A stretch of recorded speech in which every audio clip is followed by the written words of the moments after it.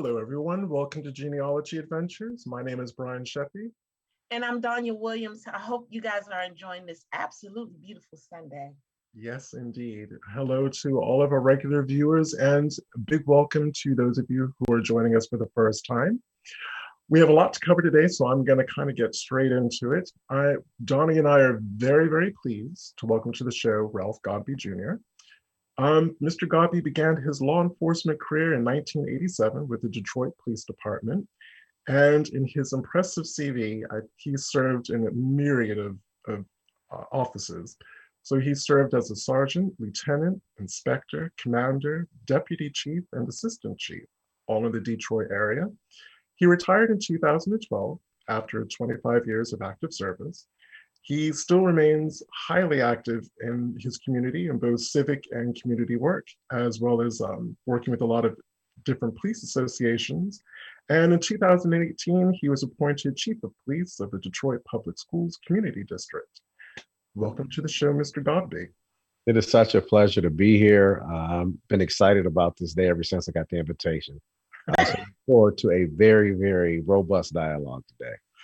Yes, indeed. Well, like I said, you came on my radar. I had seen you with interviews before with various news channels, but it was something that you said on MSNBC recently about making a link between slave patrols and modern policing that I haven't really heard many people from the world of the police actually come out and say. So that resonated with me. It really landed with me what you were saying, and I phoned up Donnie right afterwards, going, "We have to get him on the show," because it is. I think this is a very misunderstood topic. I think it's very easy to derail. It's very easy to politicize, which is what's going on now, which is why I think you were kind of invited to speak on MSNBC. And again, it's just been a very long overdue subject. But before we kind of get into things, I appreciate that a lot of our audience aren't going to really understand what slave patrols were, to be able to even have the foundation to get into the conversation that we have. So I've got a couple of images. Donnie and I are going to probably be sharing them as I'm going through them, so people can actually see them. And if people hear me mention a chap called Afiba, he's our producer, and he's going to be running the images. Afiba, can you run up image one, the book cover?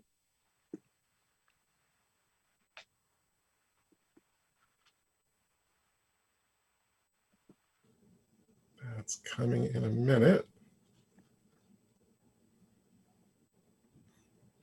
Well, actually, while Afiba's looking for the images, so Mr. Godby, if you wouldn't mind starting us off,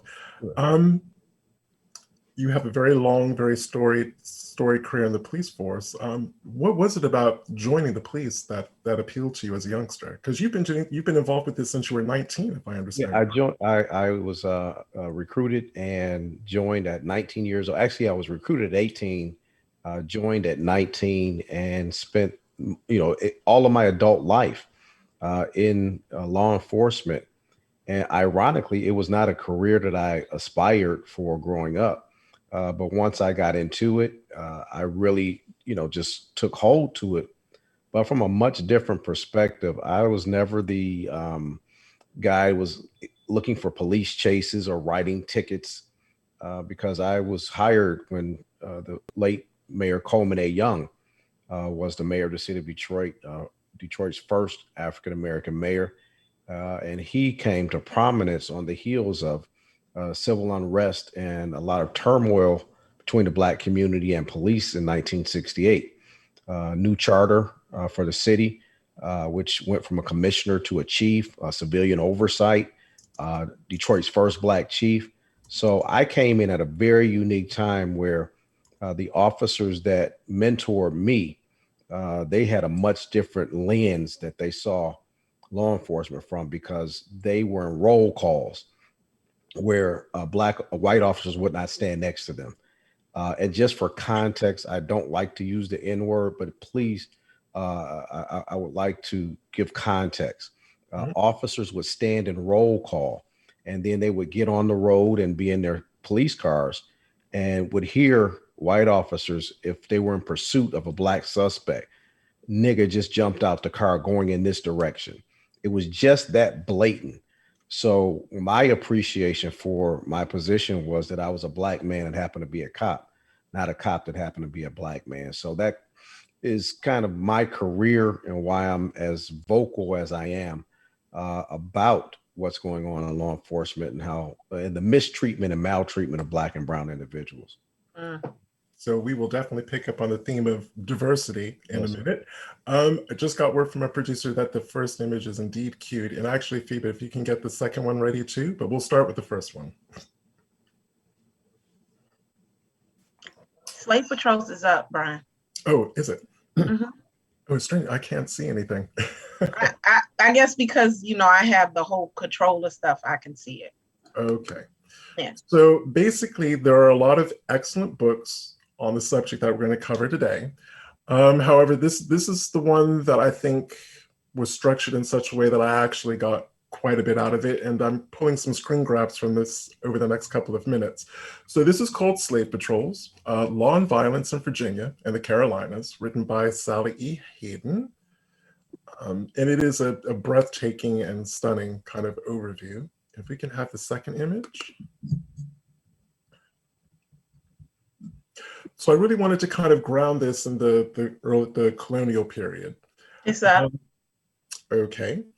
So this, again, for regular viewers, pretty much a lot of people know that James Henry Hammond is one of my direct ancestors, that he's one that I have some issues with. But I just really wanted to read this. This is a quote from a letter that he wrote in 1845 to a man called Thomas Clarkson. So with us, every citizen, now when he says citizens, he is only talking about white people. I just want to be clear about that. With us, every citizen is concerned in the maintenance of order, in the promoting honesty and industry amongst those of the lowest class who are our slaves. And our habitual vigilance renders standing armies, whether of soldiers or policemen, entirely unnecessary. Small guards in our cities and occasionally patrols in the country ensures a repose and security known nowhere else. And this is in a period of time when people of color, and specifically Black people, actually outnumbered white people in South Carolina. We can go to the next image, number 3. So again, this is from the same book, Slave Patrol. This is about South Carolina. And I'm not going to read the whole thing. There's just a couple of key dates. So in order to understand what's happening in South Carolina, you have to understand that the founders of South Carolina came from Barbados. And they brought a lot of their, and they were enslavers, and they brought a lot of the Barbadian slave practices with them to South Carolina and transplanted them here. So you can probably, if you really dig into this subject, you'll understand that all 13 colonies had their variations of slave patrols that all work slightly differently, much in the way that laws in the United States work differently today in terms of states' rights. So basically, South Carolina gets established in the 1670s. By 1708, while Blacks didn't outnumber whites, there was a lot of panic that there were going to be massive slave revolts and that there was just going to be a mass slaughtering of white people. There was a genuine white panic, and they started formulating, the great and the good of South Carolina at the time started formulating plans to basically keep Black people in their place so that we wouldn't be a threat. And the earliest laws actually started arising around 1698.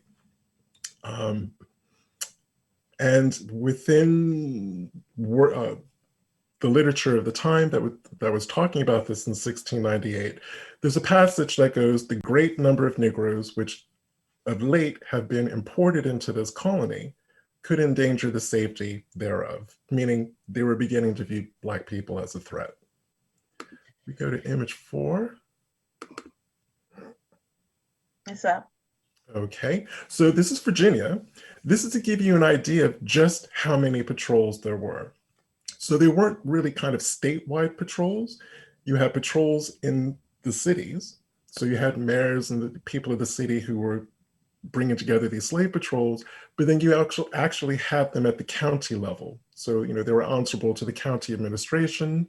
So according to the tithe lists, which are tax lists, in other words, in Norfolk County, Virginia, 185 patrol appointments were made between the period of 1750 to 1780. That's 30 years. That's a lot of patrol appointments. Amelia County had 50. In Norfolk, the number of patrollers appointed annually shows a regular increase. In 1751, 9 men were patrollers, and by 1768, that number had reached the high of 24. And the next image. Okay. To give you an idea of how slave patrols operated, basically from about 9 or 10 of the evening until nearly sunrise, and this is an important distinction between slave patrols and slave catchers. These are slave patrols. Slave patrollers were householders or landowners, in other words. They owned property of some description. Slave catchers didn't. By and large, slave catchers were poor whites, for lack of a better word, and they were basically landless. So slave patrols, on the other hand, were men of property, also women of property. While they did not actively serve in the slave patrols, women who were property owners were still expected to nominate a male. Could be a son, could be a second husband, a brother, an overseer, but they had to nominate someone to actually participate in the slave patrol. And it wasn't all about slavery. Some of it had to deal with lawbreakers and vagrants and the rest of it. But I'm going to show you a couple of articles and a couple of images from now where the word slave just gets repeated over and over and over and over again. And there's also mention of free people of color. Okay, the next one, number 6. Now, one thing that slave patrollers had to do that slave catchers didn't was they had to take oaths and warrants. This is beginning to become much more formalized, and I'm sure if we were to pull up the actual oath that they had to take, there are probably bits and pieces that modern day policemen and policewomen, or police officers, I should say, would actually recognize. Joining a slave patrol involved paperwork, meeting with local authorities to be officially licensed, specifically licensed as a representative of the white community. And they're kind of monitored and they're answerable. The other main distinction between slave catchers and slave patrollers, there's actually 2, is if a slave patrol stopped an enslaved person and beat them, they were not legally liable for damages. They could kill an enslaved person, beat them near to death, maim them, just do anything to them, and the law would protect them. Slave catchers did not have legal protection. So if they maimed, killed, or tortured an enslaved person, and that's the slave catchers, the enslaved person's enslaver could actually bring them to court and sue them. The other difference is slave patrols were confined by a geographical area that they were legally entitled to work within, whereas slave catchers were normally used if there was a fear from the enslaver that an escaped slave would actually try to leave not only the county, but leave either the colony or the state. So the next one.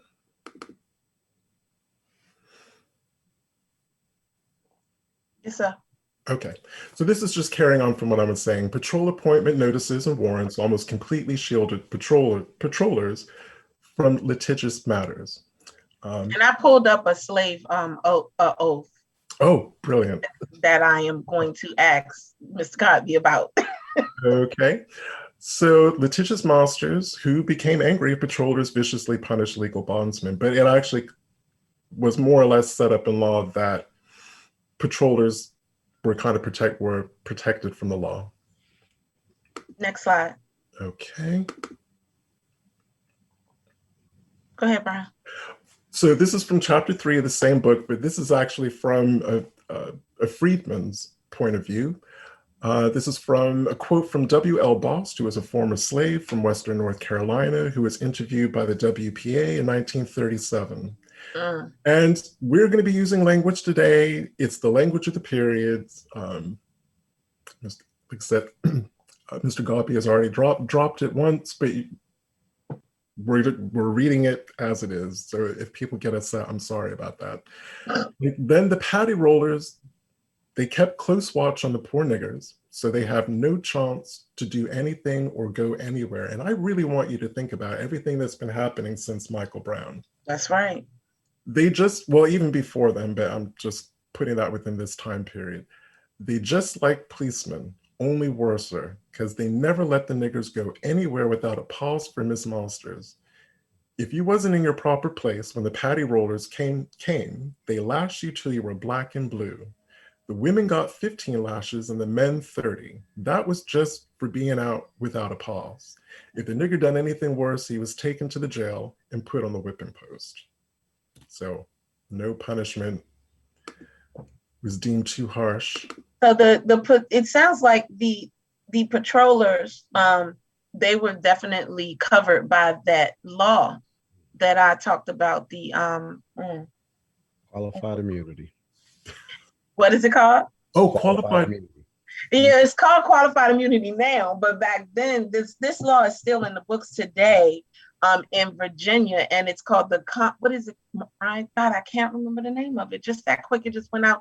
It's like a common law. Yes. And basically what it does is it protected those who killed people, whether it was by mistake or, because like you said, the slave catchers, they could be sued, but the others, they, right. And that's why I mentioned qualified immunity, because the parallels are going to be amazing as we talk through this. Yes, it is. It really is. So I promise the next couple images are going to be really quick. We're throwing them up just to show you what they look like.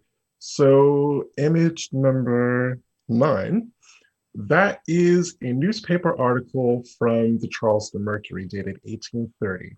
This is a very formalization of their slave patrol. I'm not reading any of this. This is just up there. It's going to be put in the comments for you to be able to review. Again, not all about slavery, but the word slave and free people of color litter this. This was an entire page, a teeny tiny writing, multiple columns, all dealing with slave patrols. What they do, how you can qualify, the eligibility, what you're entitled to do, what you're not entitled to do, fines if you do misdeeds. So that's South Carolina. The next one is 1836 from Limestone, Alabama.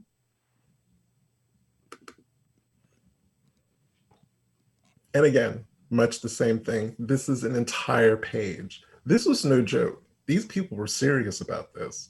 Now, I have yet to see anything comparable for, say, poor whites. Obviously, they had to be law-abiding citizens, but I have yet to see anything comparable to this for anything other than Black people. Perhaps. Well, I mean, Frederick Douglass said it during his 4th of July speech. When he said, "Why do you want me to give it?" He literally gave that number. There were 70 some odd crimes that could be done, but only 4 of them apply to white people. There were 70 some odd crimes that could be done where it would cause an execution, but only 4 apply to white people. So it's never been anything comparable. But again, go ahead. So I'm going to leave the last 2 articles, the riot articles. If we have time to come back to those, I will. But I'm just going to say to the audience at this point, if you have any questions, if anything's unclear, if you just ask us a question or send us a comment on the page, we will take those up and we will try our best to answer your questions. So, Mr. Godby, what do you think of that whistle stop tour of quite a few hundred years? I think that context is extremely important, because when you have the conversation about law enforcement and people are surprised to hear that I support defunding the police or abolition, because the parallels between what law enforcement started off as in the United States and what it currently is, very little has changed from a foundational basis. The premise of the slave patrols and slave catchers were to control black and brown behavior or control black people as property at that time through fear, violence, and intimidation, to protect the landowners, the slaveholders, whites from the perception of what retaliation would look like by free blacks. So those attitudes, without discussion, have really permeated law enforcement from slavery through Reconstruction up to the Jim Crow era, from Jim Crow to the Civil Rights Act, from the Civil Rights Act to LA with Rodney King. And the only difference now and between Rodney King is really the quality of the cameras. But ostensibly, we may not use the N word because it's not politically palatable, nor is it socially acceptable for a professional to use it in a professional context. But the treatment really substantively has not changed. If you look at the over policing in major urban areas where there are large concentrations of black and brown people, large concentrations of immigrants, large concentrations of the poor and disenfranchised, which that includes a lot of white people as well. And that racial construct that would even cause a poor white person that's disenfranchised to still feel more empowered than a black person, regardless of what their station in life is, it's rooted in that type of methodology. So if you build a police department and police departments across the country, and what a lot of people don't realize, Brian and Donnie, is that the first organized police departments in the United States of America were the slave patrols and the slave catchers. And we make reference to the father of modern policing, who's Sir Robert Peel, and the London Metropolitan Police Department, and the 9 Peelian principles of what a police department is, which is really communal and community oriented. It's a self-governance type of piece, but we really have never had that type of policing in the United States of America. We give a little bit of credence to it through community policing, but a full commitment to community policing as a methodology, to be totally frank, it turns into 2 or 3 officer friendlies that will go to a school and play with some kids or do a presentation at a community gathering.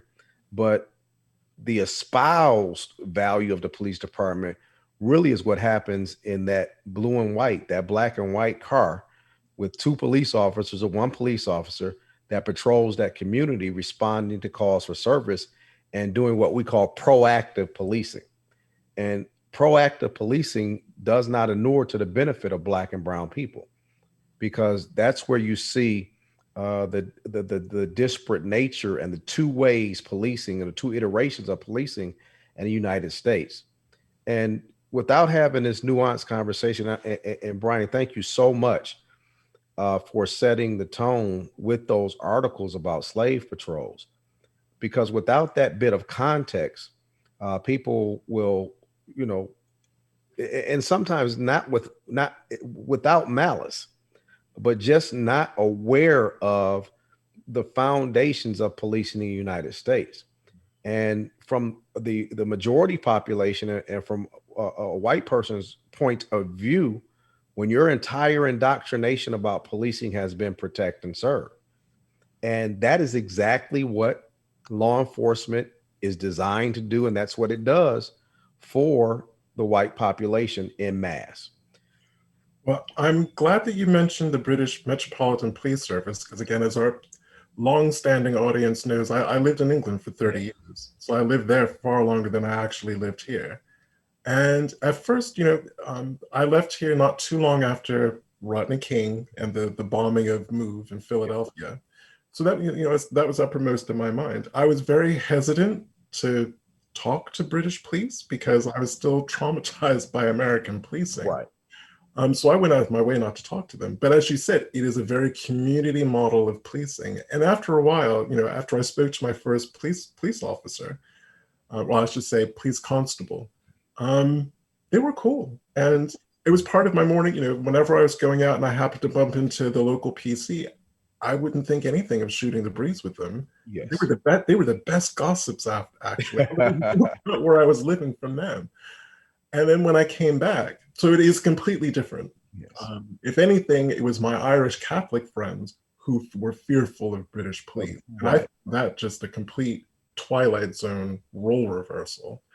Then when I came back here, Michael Brown happened, and there was just an endless sequence of deaths. Yes. After Michael Brown, which was, it was very jarring for me. But like I said, I'm very happy that you that you did mention the British police. And Brian, there's another contrast that I think is very, very important, because when people talk about reformation with United States policing, it is very difficult to reform it. Number one, because there are 18,000 police agencies in the United States.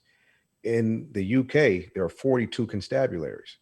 So, so when you talk about reform within the context of 42 governing bodies versus 18,000, that's a major, major difference.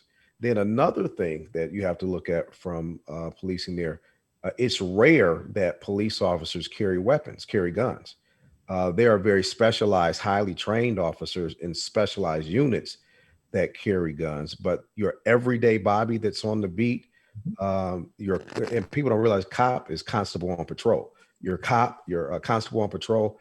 That is not the methodology that the foundation of policing is built on. One of Sir Robert Peel's Peelian principles is that the community are the police and the police are the community. The only difference is that the police are compensated to do what the community is expected to do anyway, which means set the community norms. So it's not about the police coming in to enforce law and order, but it's for the police to be reflective from a community standpoint to do what your neighborhood watch or your block club does.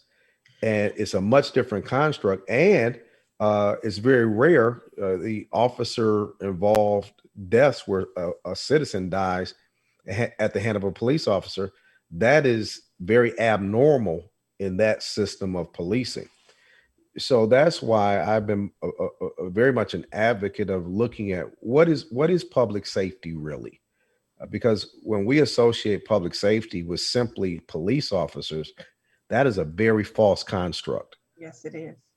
Because Donnie, I live in the Metro Detroit area, and you go into the more affluent suburbs. There's a county called Oakland County that's adjacent to Wayne County, where Detroit is located. At a point, it was the fourth richest suburb or region in the United States. And you don't feel safe because of all the cops you see, but you feel safe because of the manicured lawns. You don't have liquor stores on every corner. And if you do, you don't have the same signage that you have. You don't see adult magazines on the racks in those communities. There are fines if your grass isn't cut at a certain time. There are fines if the snow isn't removed within X amount of time. So all of the things that contribute to the quality of life that make those communities safe have absolutely nothing to do with how many police they have. As a matter of fact, you rarely see a police officer in those communities.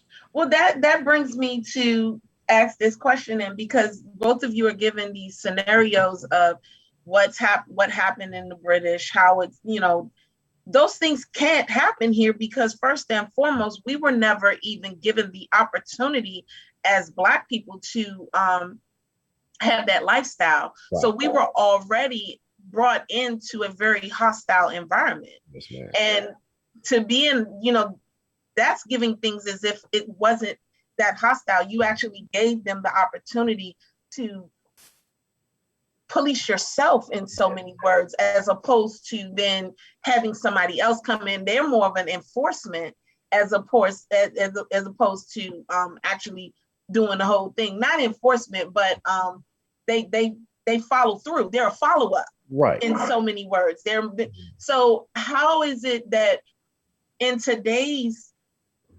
with today's issues and the things that are going on, And the fact that you gave that number, 18,000 to 42, Yes. how can we actually make those kinds of changes in order for it to work better for Black, brown, and people of white people of this, the poor white people? And Donnie, you have really just nailed it with your summary of how you talked about that, because we have never really been fundamentally in charge of trying to formulate what does public safety look like in our communities.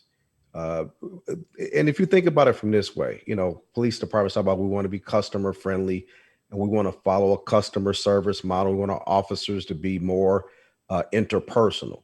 But the reality is, how many industries that you go in, that you frequent, that you patronize, that you pay for, where the person that you're paying tells you what you get? I mean, think about it. Police officers come into your community and they decide the enforcement priorities.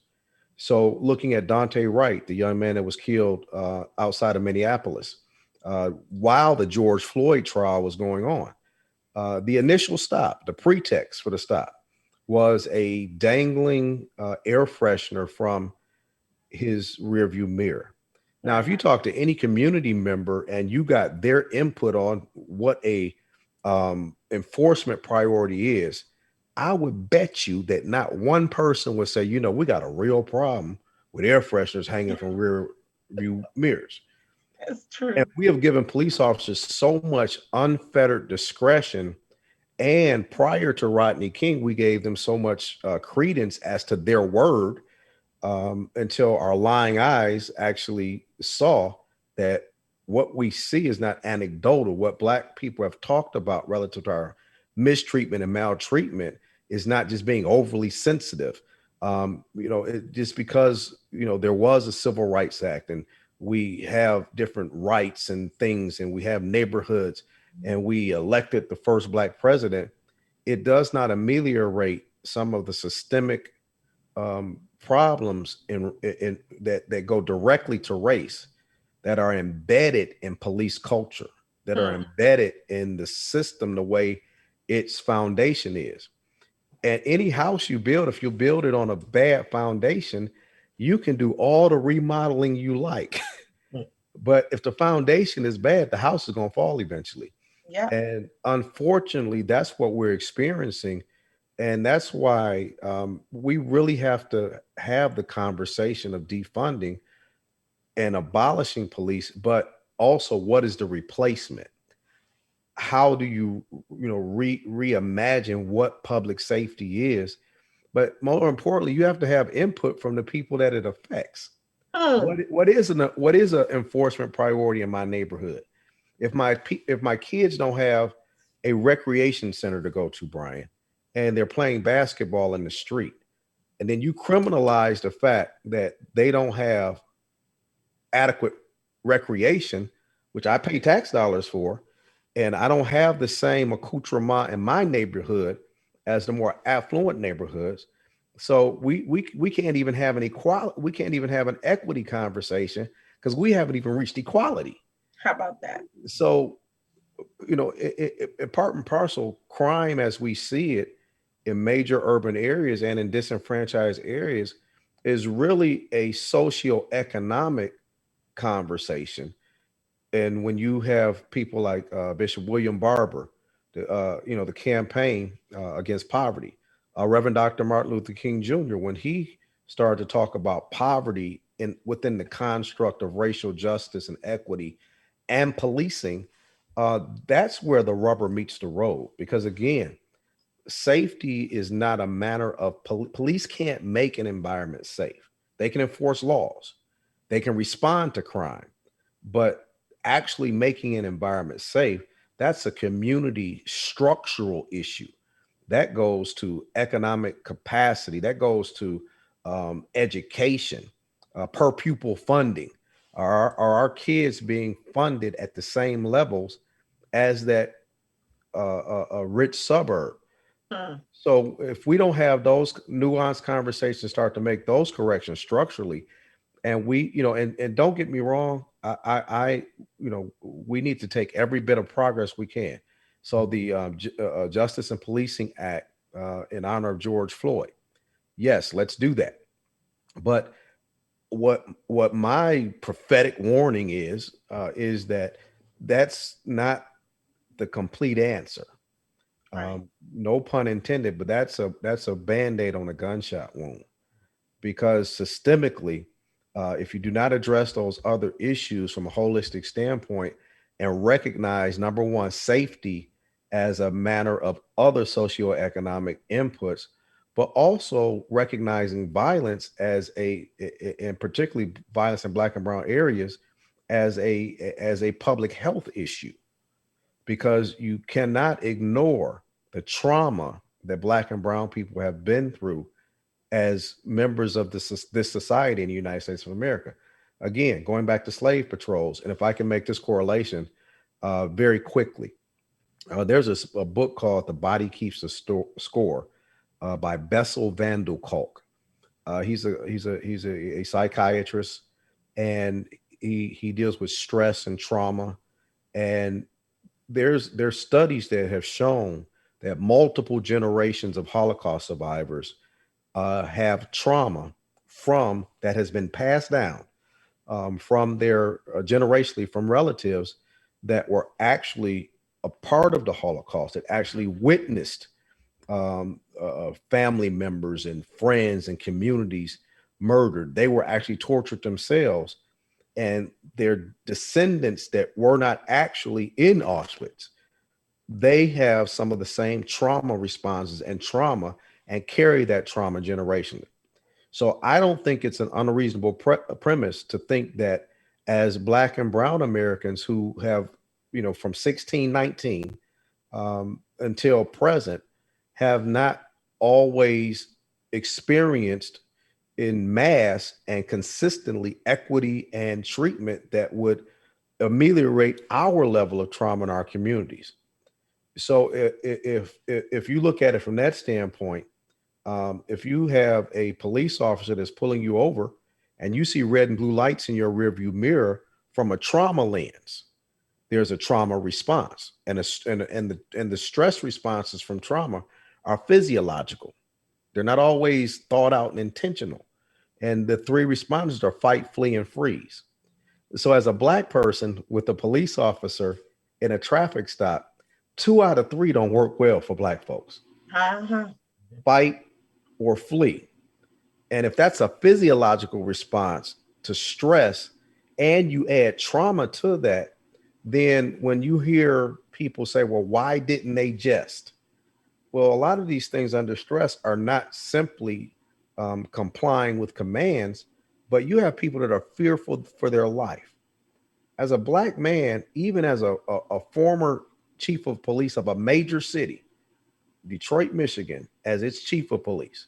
And then I was chief of police over Detroit Public Schools, the largest school district in the state, and the only school district with its own standalone police department with about 250 public safety and police members. And dressed as I am now, if I get pulled over by the police, I am subject to the same treatment or outcomes as any other Black person in America. Nothing takes that away from me. Now, if I have the opportunity to identify myself and show my badge, then yes, it takes the tone and tenor down. But for the everyday person that's moving and trying to move freely in these United States, that's a different construct. And for a white person in a similar situation, they don't have the same stress and trauma response because their experience with law enforcement has not been the same. So those are important nuances that we very rarely talk about. And then the police officer is under the same 3 stress responses: fight, flee, or freeze. The difference is we're highly trained. So 2 of the 3 you train out to a certain extent through repetition, muscle memory, training, scenario-based training. And you're left with 1, which is fight. So if you look at it from that context, and then officers have a level of trauma and stress as well. As a chief of police, I retired and I was treated for PTSD as well as low-grade depression. So those are two explosive circumstances that we call routine traffic stops. And there's nothing routine about it all, because you have two highly traumatized, stressed entities clashing with where 2 out of 3 responses for the citizen is not good. And then you leave the officer with one tool in his or her toolbox. And now we can see it is predictable, it is foreseeable that there'll be another George Floyd. It's foreseeable that there'll be another Michael Brown. So that's the importance of having this conversation and having it in a nuanced way, to where we're not just saying, white people, you're racist. Well, it's much deeper than that. The system has racist outcomes. And I'll end on this point to let you all interject. Freddie Gray, who was killed in Baltimore, Maryland, neck broken in 2 places. 4 of the, I think, 8 officers that were indicted were Black officers. So it is not simply a matter of a Black officer or a white officer alone. If you change the color of the officer, but you don't change the fundamental premise by which your system polices Black and brown communities, the results are still predictable, especially if the officer falls into a category of, we bleed blue, which that's a whole different conversation, because you can take the blue uniform off. I can't take my Black skin off. Right. I digress though. But that's why this is so important. And again, for you all to set the predicate of this conversation by talking about slave patrols, slave catchers, and looking at the methodology by which police were formed in this country, I think we can get to a solution, even though we have 18,000 police agencies.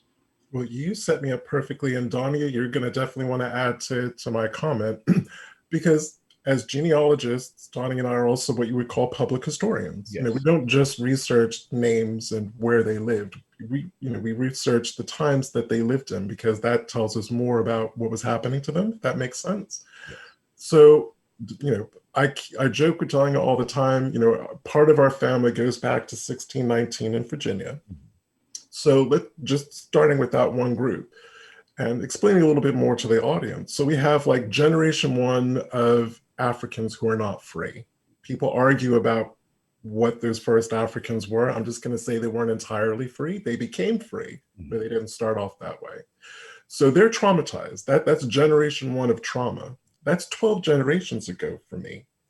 Well, for both Donia and myself. So you have one traumatized generation who passes that trauma down to their children, who get their own trauma. So they're adding to what they've inherited, passing it on to the 3rd generation. Now imagine that going down 12, but here's the kicker. Because you're Black, you can't express anger. Can you imagine if you're a slave and you express anger, frustration, resentment? This isn't fair, this isn't just, or even calling your enslaver evil for things that they've done. You didn't have that. You had to suck it up. So we get more anger every generation that gets compressed and compressed and compressed, because we're not allowed. It's socially unacceptable. We get called radical when we voice our anger and our displeasure, which is a basic human thing to do. So then people are like, well, why do you guys riot? Well, imagine all of that anger that's been suppressed. Yes. And then there's just that one straw that's the camel's that breaks the camel's back, and the whole thing just kind of explodes. Well, I mean, it comes in with the fact that you just said, why do you guys riot? First of all, why are we thought of as being a riot and the others are thought of as a protest? Let's just, on that. And then not just that, how about the fact that when you talk about us being angry, Black women are angry all the time. Yes. We're always angry. It's nothing that we can say or do that if we're not right where that attitude is supposed to be, the slightest tone or the slightest change in the tone of my voice, I have now become angry. Yes. So, I mean, Whereas if anybody else, a white woman, was to say the same exact thing that I said, she's not angry. She's just expressing her, expressing her opinion. Yes. So at this point in my life, you can take whatever you want. Right. And that's where I am with mine. I'm like, you can call me angry, I'm that classic Black woman who's always ring or whatever. And when in actuality, I know who I am and I don't do those things. But in the same instance, I'm going to continue to fight for, for me. Yes. And for those around me. But the thing is that you brought up, the things with Freddie Gray and Dwight. His name is Dwight, right? Dante Wright. Dante Wright. Yeah, him. And they're different to me. And then there's the young lady, and I can't remember where the situation. Columbus, Ohio, Makira Bryant. That's her. Yes. All of those three situations are different. Yes. In my opinion. Mm-hmm. Now, I may make people angry. I'm good at that. I do not feel, and I think it goes back to what it is that you were talking about as far as, when you really went in depth about how policing goes and things of that nature, because we actually had one person who asked the question, and I'm hoping we can get it to you.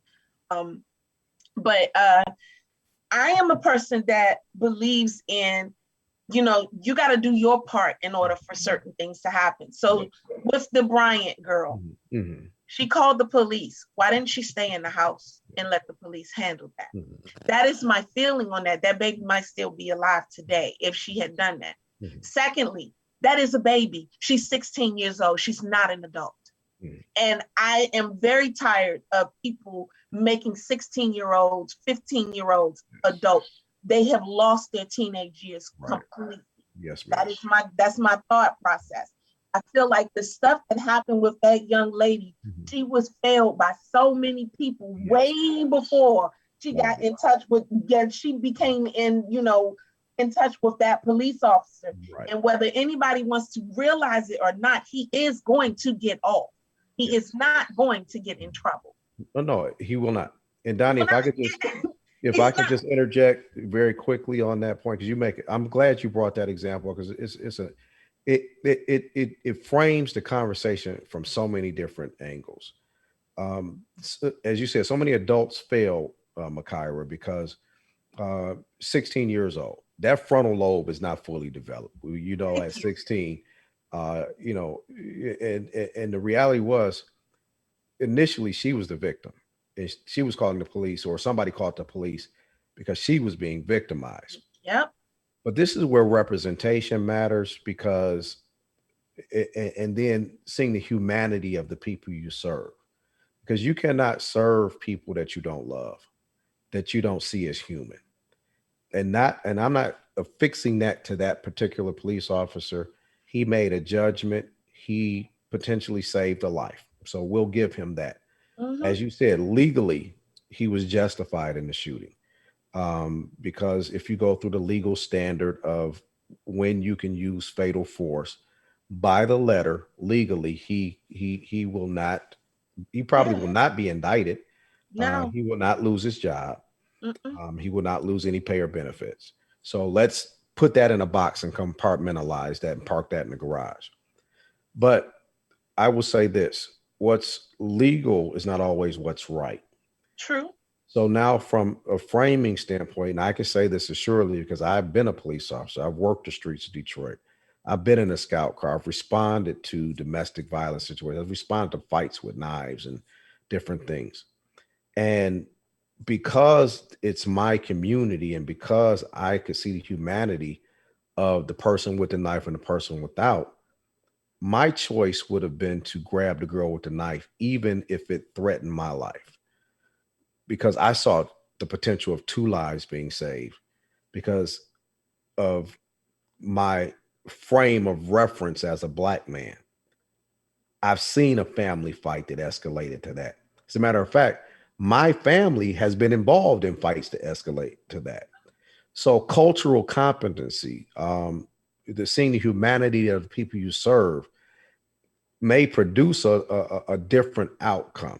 So again, that's why I think it's very hard to just make that officer is racist. This only happened because, Mm-hmm. but the cultural competency, the frame of reference, representation, what you've experienced, all those things contribute to the decisions that police officers make. So I'm agreeing with you, Donnie. She was failed on so many levels because number one, all those adults holding cameras filming the incident, if just one of them had to put the damn camera down and grab the girl How about and kept that? her in the house, How we about wouldn't that? even be having a conversation about her death. Instead of walking outside, handing her a knife and walking Yes, outside with her and fighting alongside her. exactly, See, exactly. those are the things that I have the issue with. I'm Yeah, like, is anybody even paying that any right. attention? And now you got her biological mother. Mhm. Mind you, she's in a foster home, and this is happening. And Yeah. now you have her biological mother on TV Mhm. crying, talking about how good of a child she is when you don't have her. And now you about to be paid Yes. for a child that you didn't have. Yes. And that's the part that um we have to, and I say this as a community, we have to be mature enough to have the conversation from both points of view. Right. And Um, most people, they try to have those conversations because I've been in them and I've been attacked and I've been told, oh, you're a racist towards your own person. Right. Whatever. Mhm. That's my whole thought Yeah. process. But in the same instance, I'm like, no, I'm a realist. Yes. And I can understand and I'm able to see exactly what it is. How can you take this out without, it's like a sentence. You Right. can't have a complete sentence without a verb and a noun. It's not. Exactly. So Right. this is not a complete thing if you don't do everything, if you don't look at everything that is a part of it. And then you spoke about about Dante, Mhm. and you spoke about the trauma that was given to those.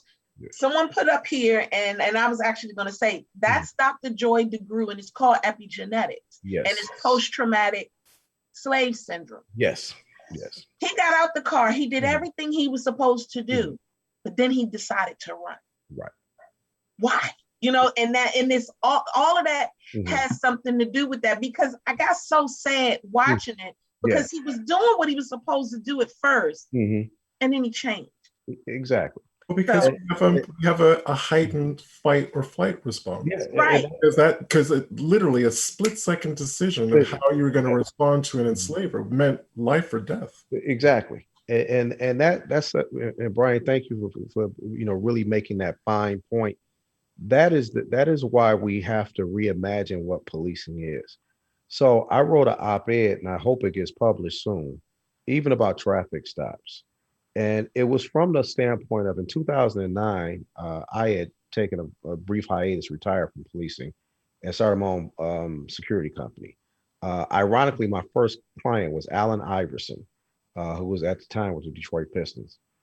He was in the 2009 All-Star game, so I went down to Phoenix to support him and do his security when he was not doing NBA activities. So as I'm leaving the airport in my rental car, I go through driving and think nothing about it, having an uneventful 3 or 4 days. Once I'm home, maybe a month later, I get a summons in the mail for a speeding ticket because they have the cameras that capture your license plate. That took me in a whole different direction about reimagining the safety of traffic stops. Because if traffic enforcement is really about what they espouse it to be, which is correction for safety on the road and to correct behavior through types of penalties, then why are we having so many traffic stops? So if that's the case, why not make the vehicle and the vehicle owner strictly liable for what happens in that vehicle, and you ticket the vehicle and not the individual? And if you ticket the vehicle and not the individual, then there's not a necessity for a traffic stop unless there's some type of moving violation that would compromise safety on the road, speeding, drunk driving, where you're swerving in and out of traffic, some articulable visual moving violation that would necessitate some type of interdiction from a police officer. Otherwise, take a picture of the license plate and then send the ticket to the owner of the vehicle, and the owner of the vehicle is responsible for who operates their vehicle. So if you take, because this is what I noticed, that camera didn't know whether I was black or white. Mm-hmm. That camera didn't know whether I was rich or poor. That camera could not racial profile me. That camera assessed the speed of the vehicle and it assessed the fine. And I learned a lesson. Yeah. That's the intent of traffic enforcement. So we really need to, again, reimagine what we're doing and why we're doing it. Because if these pretext stops, they do not inure to the benefit of black and brown people. So going back to Dante Wright, Donnie, that hanging air freshener is was the predicate for eventually a man being killed. And an officer who otherwise had a career of 26 years that was unremarkable to the extent she's now in an orange jumpsuit because she used a handgun instead of a taser. But if it was really about the air freshener and y'all just that disturbed about an air freshener, send a ticket to the registered owner. Dante Wright is still alive. That police officer does not stand a chance of going to jail for killing a man. That's the thing we have to really, and that's why people get concerned and scared about some of these conversations, because it's going to cause us to really have to look deep down inside and stop hiding behind what's legal and start making decisions based on what's right. And I'll end it by saying this, going back to Makaira Bryant, a 16-year-old in Columbus, Ohio. The reason why I don't really spend a lot of time in the one-offs of the specifics and the nuances of one situation, I look at the aggregate and I look at the disproportionate number of black and brown people that are killed by the police, regardless of what the situation is. Right. Because they shot Makaira Bryant, and that shooting was in a split second, made a decision, articulately a reason why the officer's going to be legally justified. But Dylan Roof can go into a church in South Carolina, kill 9 people. The camera positively identifies him. The police have verifiable evidence that he killed 9 people. They find a way to arrest him on a traffic stop, put handcuffs on him, take him back to the lockup, and on the way back to the lockup, in a matter of humanity, get him Burger King. Get him some Burger King. So I say that to say, you kill one person based on the potential of what can happen, but you find a way to humanely bring another person in knowing what actually happened, which that goes to implicit bias. That goes to so many different things that are perceived about black and brown individuals that we don't get that benefit of the doubt in those situations. So that's why we got to have it. So that's why even Makaira Bryant, even with a knife, even with her raising it, that's why we still have to have the conversation, whether that officer is acquitted or not. Because in the aggregate, you don't see examples of us being taken into custody the same way that white people are. Kyle Rittenhouse, during that protest, I think that was in the Minneapolis area. It was. And he literally, with an AR-15 in the middle of a crowd, shot 3 people, 2 of which died. He murdered. He kept the AR-15 on his body, still loaded, walked down the street past police who heard shots and knew somebody was dead, got a bottle of water, and they apprehended him at a later date. Yep. So it's hard for me to accept the premise of the legality and the technical propriety of a shooting of a citizen when these things are so clearly evident that there's 2 different ways of policing in the United States, and they're largely based on color and zip code. Now, you read my mind, Ralph, and I really wish I really wish we could have more than another 5 minutes. This may end up being a two-parter because of It what is gonna be. So I was gonna tell Ralph, please stay on when we get off. Well, uh, I'd be glad to. I'd be glad to. Because first of all, I admire what you two do, what your organization does, but I love the way you make the tie to the practical application of our genealogy. but if our producer will give us an extra 5 minutes, the point that I wanted to make, the reason why I was thinking that you read my mind, Ralph, was a lot of this, in my opinion, not a lot of it, but a good chunk is poorly designed diversity training, which I've had to go on so many of them myself. And my takeaway was diversity training is about teaching people to be colorblind, the I don't see color brigade, which defeats the purpose. It does. And none of, actually, the last line manager that I had, I worked for university. We had to go to diversity training. And I'm like, do not ever make me go to another diversity training thing again. And they're like, well, why? It's like, because you don't discuss trauma. You don't discuss trauma at all. And that's behind a lot of people's reactions, whether they're Asians or African descended or Spanish speaking people who have trauma all their own, stretching from Florida all the way to California up the Sierra Nevadas. Yes, sir. They have their trauma. Native Americans have their trauma.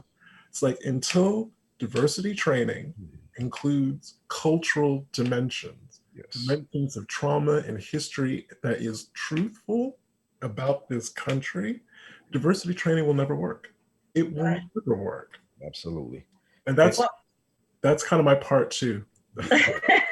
Well, Mr. Garvey, I just want to thank you for definitely being on the show, and I'm hoping that you are agreeing to do a part two. I am. That's awesome. So I said it in front of all of the people that are viewing. So, I'm man of my word. Don't hang up though. But we just want to thank everybody for coming and joining us. And as always, enjoy your Sunday. Brian, you have anything to say? Enjoy your Sunday. We will see you next week right here, 4 p.m. Eastern Standard Time. All right, guys. Bye. Take care.